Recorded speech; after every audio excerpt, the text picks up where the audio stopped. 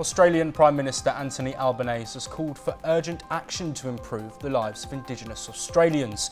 A new report shows Indigenous people face shorter life expectancy, poorer health and higher incarceration rates. While progress is being made on some fronts, disparities remain.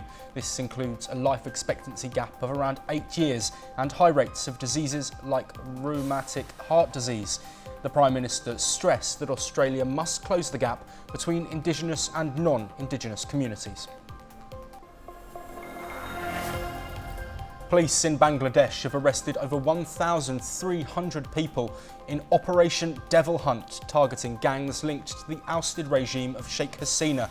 The crackdown, launched after unrest in early February, aims to uproot former regime loyalists. Police say the operation will continue until the groups are dismantled.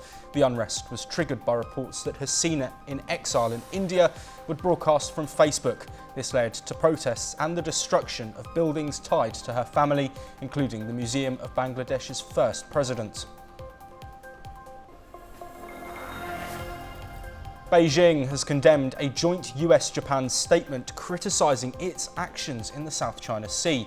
The statement, issued after a meeting between President Trump and Prime Minister Ishiba, condemned China's provocative activities and unlawful claims. China, which claims nearly all of the South China Sea, rejected the statement, calling it an attack and interference in its internal affairs. Beijing's territorial claims in the region overlap with multiple Southeast nations. Chinese Foreign Minister Wang Yi will visit Europe and the US this month before attending the G20 meeting in South Africa. From February the 12th to the 17th, he will visit Britain and Ireland and participate in the Munich Security Conference. Wang plans to use the G20 talks in Johannesburg to promote multilateralism and global economic growth. His trip comes after US Senator Marco Rubio announced he would skip the G20 meeting over concerns about its anti-American agenda. Vietnam is planning to cut 1 in 5 public sector jobs, aiming to save billions from government budgets. This comes as the government slashes ministries and agencies from 30 to 22.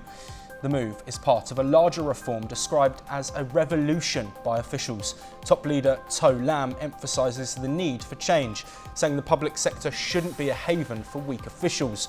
Around 100,000 workers will face redundancy or early retirement, though full details on further cuts remain unclear.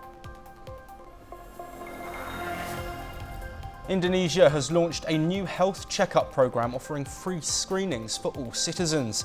The initiative aimed at the early detection of diseases like cardiovascular issues and congenital disorders. This is one of President Prabowo Subianto's election promises. Citizens will receive a voucher for free checkups on their birthdays or within 30 days of this date. Students will also be able to get screenings at school starting in July.